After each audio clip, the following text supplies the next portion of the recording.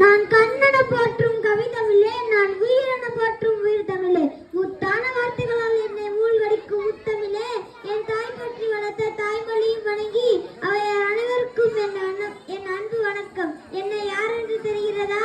நான் தான் மராட்டிய பேரரசை ஆட்சி செய்து தலை சிறந்து விளங்கிய மாமன்னன் சத்ரபதி வீரசிவாஜியாவில். நான் இளமையிலேயே திறமை பெற்ற போர் வீரராகவும் சிறந்த ஆட்சியாளராகவும் ஒரு சிறந்த நிர்வாகியாகவும் மற்றும் வல்லமை பெற்ற படைத்தளபதியாகவும் விளங்கினேன்.